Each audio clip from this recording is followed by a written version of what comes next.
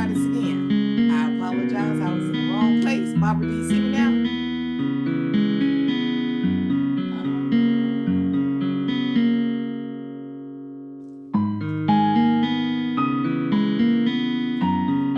Let's see. Okay, I see you right. All right, so I'm gonna start over again. This is I wanted to talk about everything that's going on with the pandemic of the coronavirus.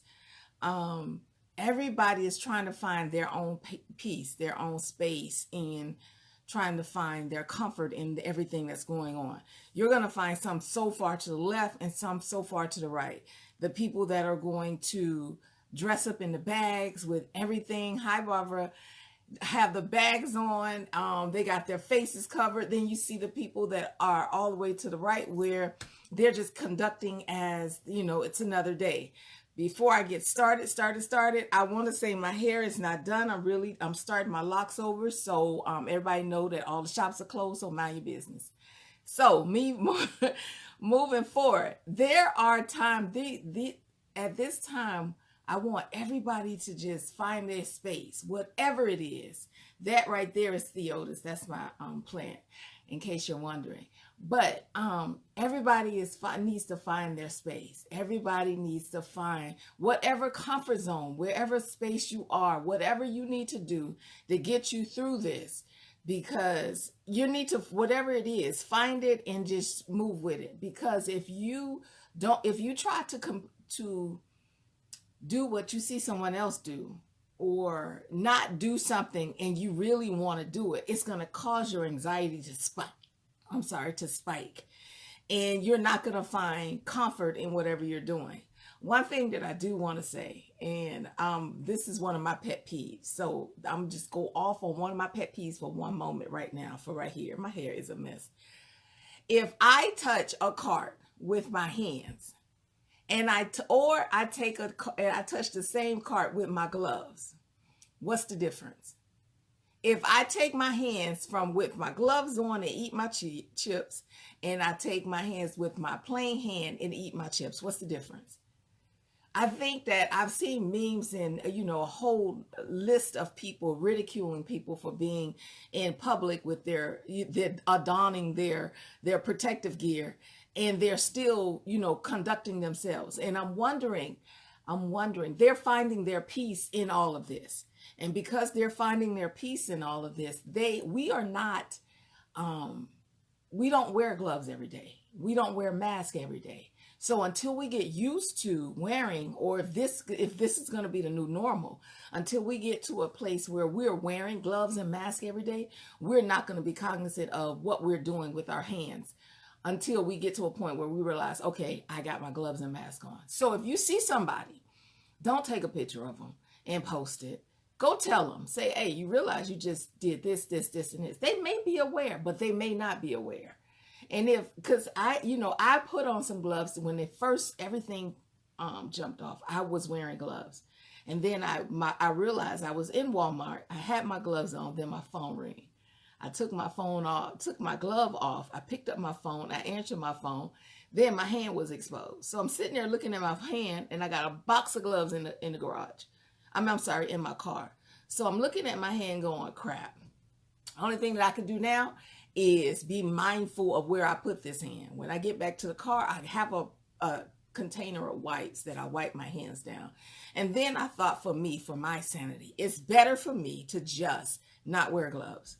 That way, when I get in the car, I always wipe my hands down. I wipe the steering wheel down. I wipe the doorknob down. I wipe everything down. So it's just better for me. It just gives me peace. So if I find peace in wearing gloves or not wearing gloves, if I find peace in wearing a plastic bag or not wearing a plastic bag, let me find something. Allow me to keep myself sane. And that's what's going on right now, because we're telling people that this is not working. You're not wearing the right gloves. You're not wearing the right mask. You're not wearing. Why does it matter to anybody but the person? If you're not educating them on what they're wearing, leave people alone. Mind your business. Let people find their peace. I did come up with a few questions that I wanted to address, or a few things that I wanted to address. If you have anything else, I'm watching my screen. So if you have anything else, please pop up and I'm going to try to address them as quickly as possible. The first thing that I wanted to address is we're as providers, we're realizing that at this time, abuse is going to spike because many children and many women and families and men are home with their abusers 24 hours a day. So if you hear something, report it. We have got to be our brothers and our sisters keepers. If you see something going on, report it. That's the only thing that's going to keep, if you know something that's happening and we want to keep into this thing that we want to believe, that we need to stay out of people's business. But if it's somebody's life at stake, we need to report it. Let the authorities decide what is and what isn't life-threatening. Child abuse increases during times like this. Coping skills decreases. People go from being in a position where they're with their children 2 to 3 hours a day to now they're with their children 24 hours. And their coping skills a lot of people don't know how to deal with kids 24 hours a day, even with children that they've raised. I mean, if we look at, I have 3 grown children, and I was fortunate enough to have a home daycare. So I've raised kids. I've had the kids in my care all day. But some people do not know how to respond to children all day. There is a break somewhere, and some parents look forward to Monday. So with all of that going on, if you get with people, find somebody that has children, and if y'all are quarantined together, or if y'all, I encourage you to be safe first. I encourage you to stay within your neighborhood. I encourage you to follow whatever guidelines that are out, the governor, the city, whatever the guidelines are. But after you've done all that, and if you can find someone to switch off, I mean, we have got to find a way to maintain our safety. I remember when I used to do home daycare, and one thing that I learned for sure is when you don't have a plan, you plan to fail. So many people are waking up every day without a plan. I had a plan from the time they woke up to the time they went to sleep. We waking up at 8:30. We eating breakfast by 9 o'clock. Clean your face, wash your brush your teeth. We're going to bed by 9 o'clock. I'm sorry. We're eating by 9 o'clock, 9:30. The dishes. Everybody's going to participate in cleaning up. 10 o'clock. I plan the entire day. I plan free time. I plan quiet time. If you don't plan your day, you're going to be bouncing your head against your wall. Especially people that are now home, that are working from home.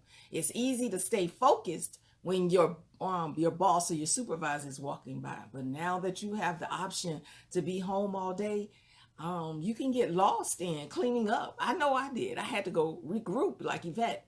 Leave that alone. You got to work. So have a schedule. Plan a schedule. That's the first thing we're going to do. Plan a schedule.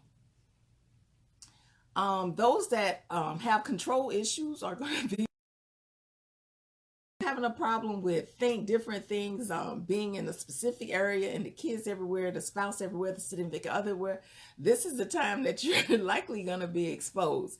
So find a way to cope with that. If you're finding that you're being aggravated, it is your responsibility to decrease that. 1, you can tell the person that's aggravating you. 2, you can take a walk outside to your front of your back door, to your balcony, to your front porch, to your back porch. Walk on your stoop, sit outside, do something. It is your responsibility to minimize your coping. That's 2. It is your responsibility to address your anxiety, your stress. If you can't figure out that, if you don't realize that you're stressed, or that you are under high anxiety, then it is not anybody else's position or place to say, I think you're stressed. You have to identify that. I put everything on a scale. 1 is, it's Christmas outside. The wind is blowing. It's 75 degrees. There's mist in the air. There's a slight rainbow. And 10, somebody about to get a body bag. Somebody about to be in a body bag. I put everything on the scale. And when I find myself being aggravated, I ask myself, where on that scale, and it's up to me, where on that scale is this situation? If it's at a 1, I kind of stay there. I relish in anything that starts getting close to 4. For me, it's time for me to remove myself from the situation. It is my responsibility. I remove myself. When it gets to a 4 and it's going the wrong way, it's time for me to go, wherever it is. And if I'm home, whoever's here got to go. We are responsible for ourselves. That's number 2. You're responsible for yourself. If you have children, you're responsible for them. So now you got to be responsible for yourself, and you got to be responsible for them. So you need a plan. Go back to 1. You need a schedule. Even if you have in your schedule that you need 10 minutes of your you time, you need to just relax. I need 10 minutes to just get myself together. That needs to be in your schedule.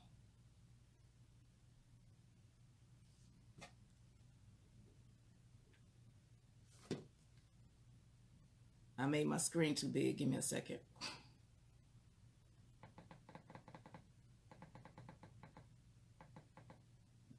Thank you, Barbara, for putting that up there.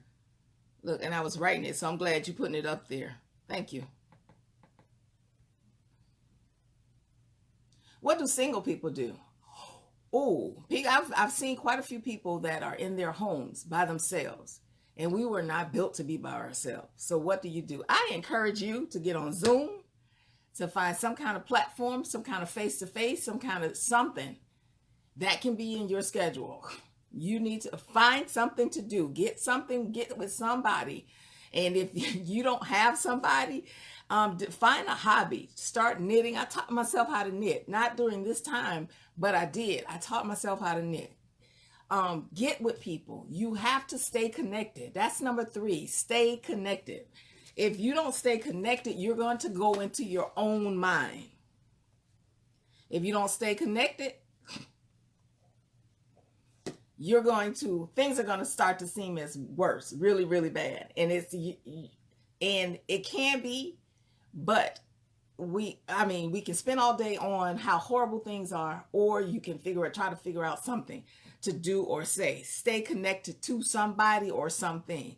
Friends, family, call somebody, have somebody call on you, check on my elderly parents. People are checking on me. You have to stay connected. Just hear people's voice. I had a cousin, my mom's first cousin, so my second cousin in New York died last night of COVID. And, it's easy to, when you don't really know anybody that is happening to, you just think that it's away from you.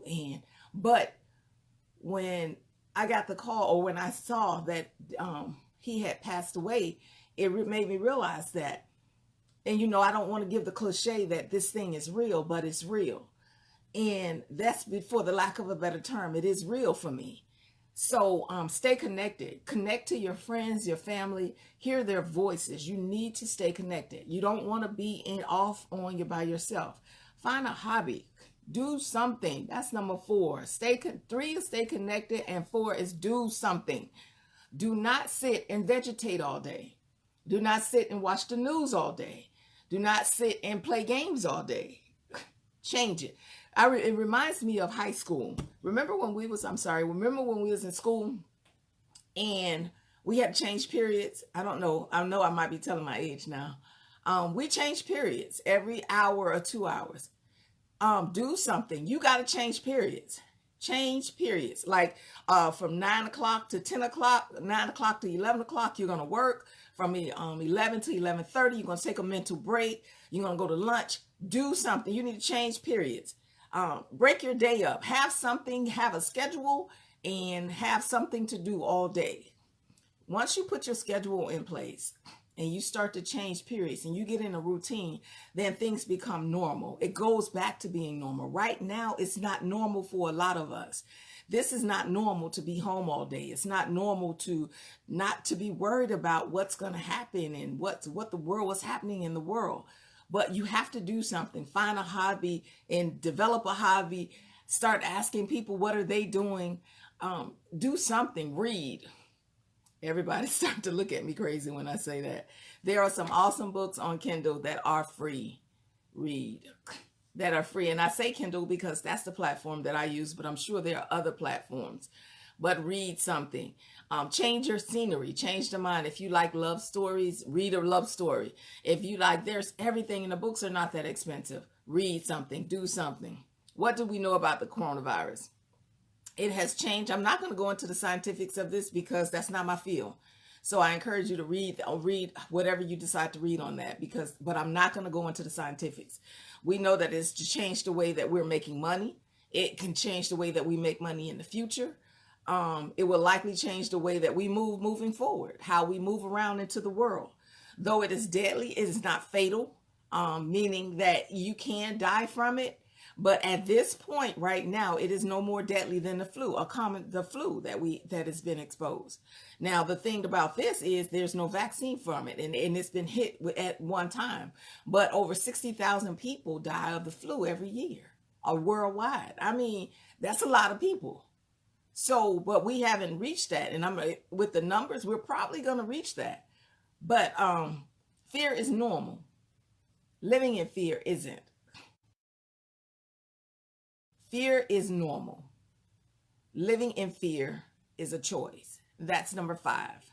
Fear is normal. It's okay to be scared. It's okay to be fearful. It's okay to be angry. It's okay to be frustrated. It's okay to be everything. Fear is normal. Living in fear is a choice.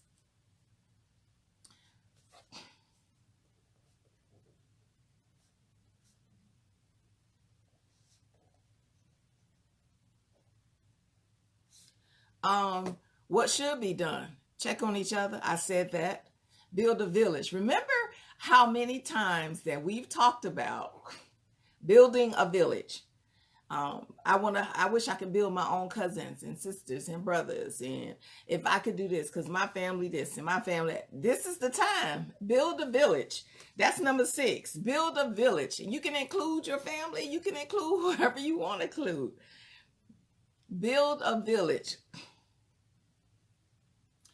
And it is up to you who you want. Your cousins, aunties, and sisters and brothers, that's all by choice. You can vote them in and you can vote them out. If they acting right, if they building, if they supporting, then do that. And if they not, then find somewhere else for them to be. Put them in somebody else's family. But now build a village. Clean your surfaces regularly. Like I said, I won't get into semantics or the particulars of the COVID of the coronavirus, but clean your surfaces normally. Regularly. There's a cleaning product called YED, I believe it is. It's at Home Depot, and it's actually, you can put it on the floor, and once it dry, I believe that's it. I might be wrong. You put it on the floor, it's like a deterrent, it's like a repellent that'll kill the virus once it, but I encourage you to look that up. If you have any questions, please put them up there.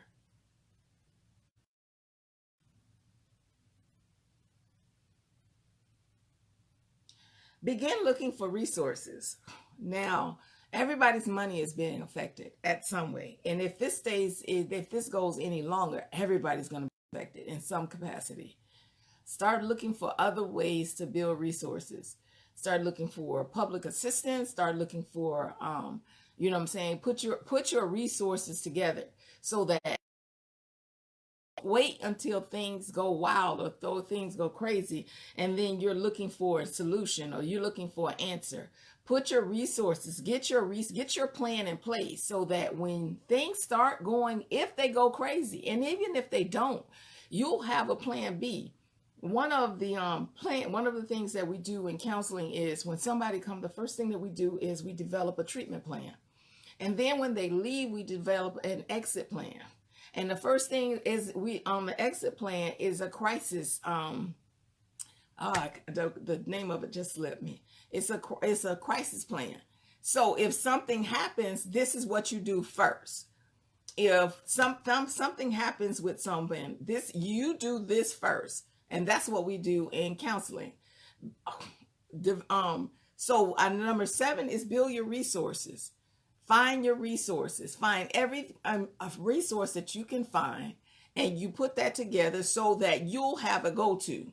And then even as you're going through your resources, continue to add to it, to that list. Don't wait until nothing is available. There's nothing in your house. There's no food. There's no, and now you want to panic. That's not a time to panic. That's not a time to start finding resources. Now is the time to find resources.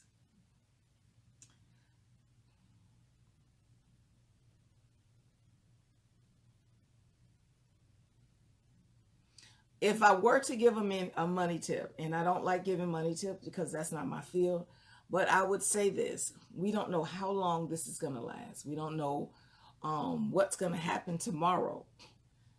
If your faith is in God, dig deep in it. Build your resources. Find someone, your village. Continue to talk. Don't go into your mind alone. In counseling, they told us that when I was in counseling, I've told this story before. The worst place that you should go alone is in your own head. Find somebody to talk to daily, or text or something. Build your resources. Don't forget that part. Dry beans. I grew up in the country. Dry beans and some rice will take you a long way. So if it ever gets rough, you will have something to eat. Look for resources. Get in touch with people. Hang out with people via internet, and continue. If your faith is in and churches have been closed, I heard some places are opening churches back up. Whatever your faith is, find a way to continue to connect, because that's what keeps people. People stay sane when they are connected to people and their faith is intact. If whatever your faith is, your faith can be in nothing. Then if that is ever altered or changed or shaken, then people are their ground, their foundation is shaken. So stay connected, build your resources, love on people, allow people to love on you, remove negativity. This is a wonderful time to remove negative things and people from your life. Yes, beans do cause gas. They do. But being hungry is a little bit worse. We didn't grow up with a lot, so beans cause gas. You'll deal with the gas, and being hungry, that ain't cute. But that's all I have for right now. If I have anything else, I'll come back and talk to you guys. But I just want on those issues. If you have any questions, comments, or concerns, do not hesitate to hit me up. You can find me on my website at www.betterdecisions.betterhealth.com. I encourage you, I'm going to plug my newsletter, Barbara. I hope you don't mind. I encourage you to order my newsletter. I talk about everyday things and coping skills and mental health. And I encourage you to order my newsletter. That can be found on my website also. And if you don't have a counselor, get you a counselor. Now is the time to get you someone to talk to. And that's all I have. I love you guys, and I'll see you.